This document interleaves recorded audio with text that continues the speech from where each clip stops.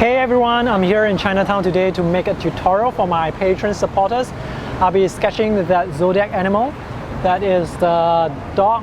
This Chinese New Year, we have the year of the dog. Here's a closer look at the dogs.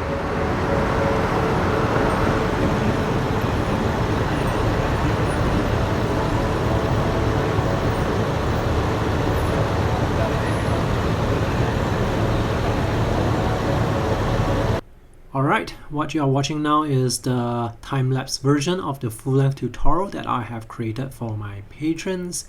If you are a patron, you can visit the link in the video description to watch that tutorial. If you are not a patron, you can consider supporting me on my Patreon page. Patreon is a monthly subscription service where you can pledge a certain dollar amount to support the artists that you like. Your support allows me to continue making videos like this, and in return you can check out some of the sketches and full-length tutorial that I create specially for my patrons.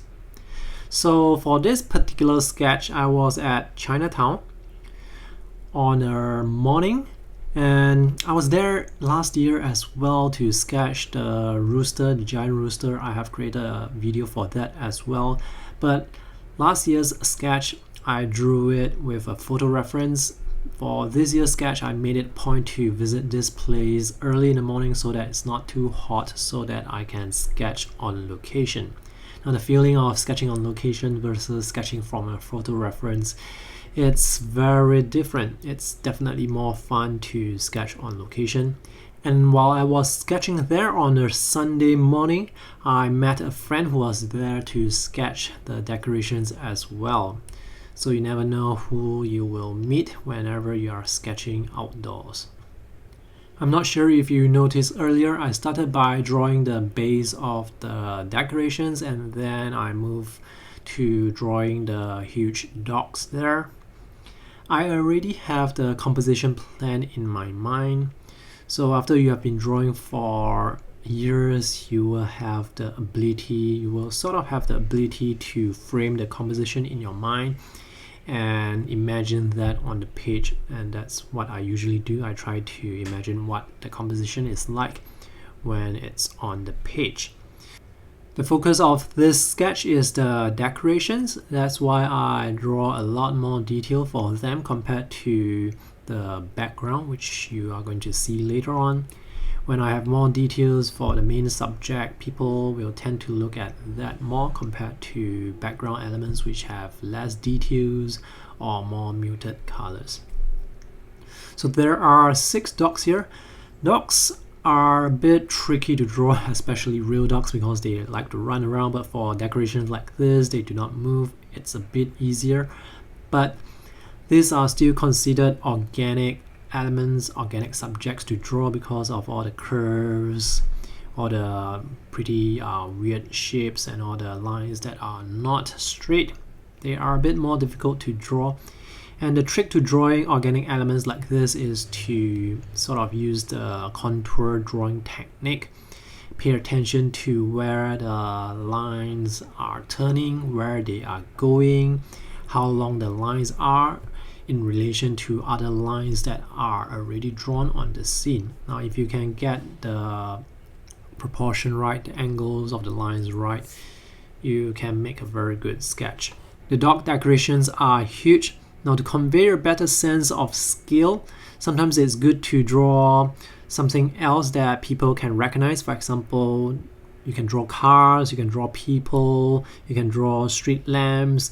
All these elements are things that people know. People know how tall a person should be, how big a car should be, and when they see these elements in the scene, they can compare it to other elements. So for example, in my sketch, I have cars.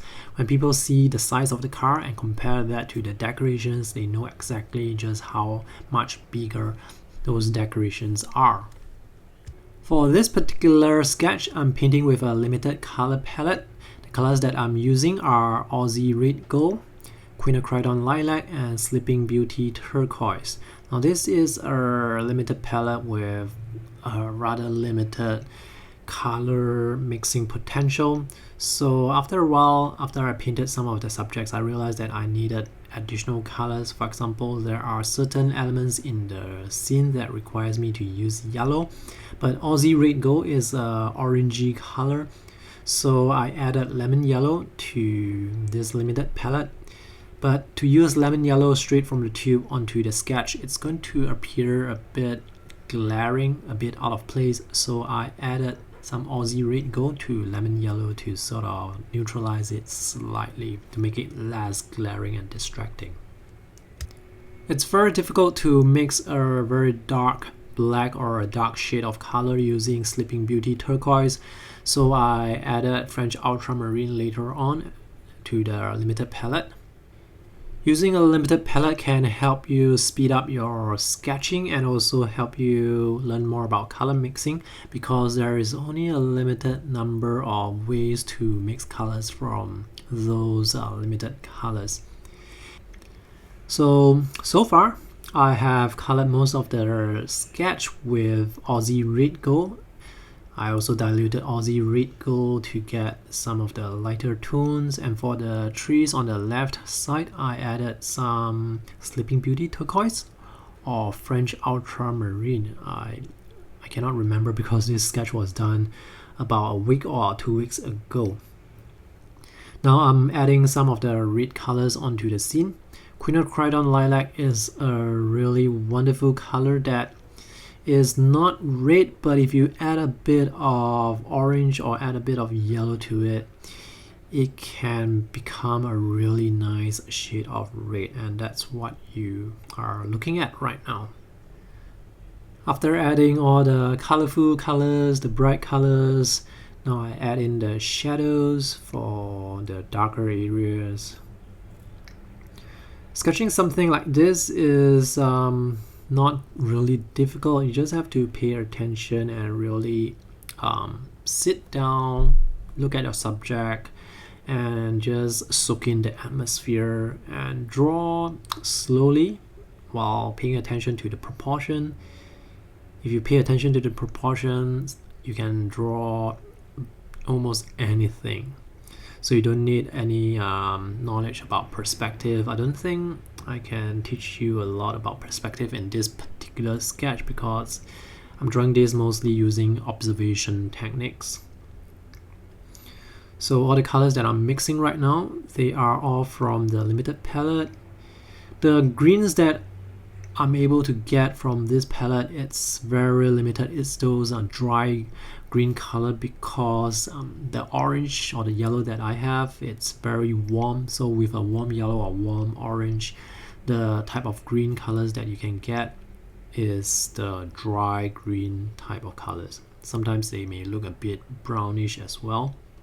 Notice this building that I'm painting currently. I only drew the outlines for the building. I did not use ink to draw the windows, and this applies to the building in the far background as well. I did not use any ink to draw the outlines and also the windows. I just used watercolor to paint in the shapes.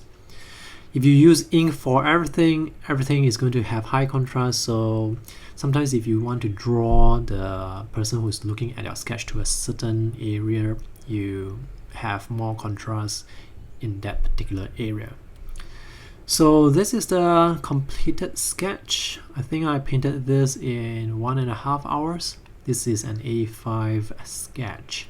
This sketchbook that I'm using is a customized sketchbook with Fabriano Studio watercolor paper, which has 25% cotton content. It works well with watercolor. And the pen that I'm using is a Duke 209. It's a fountain pen with full-day nib. That's all for today's video. If you haven't subscribed to my YouTube channel, do so for more sketching videos. And if you want to support me and what I do on this channel, you can support me on Patreon, or you can check out my online courses on Gumroad. Thanks for watching. See you in the next video. Bye.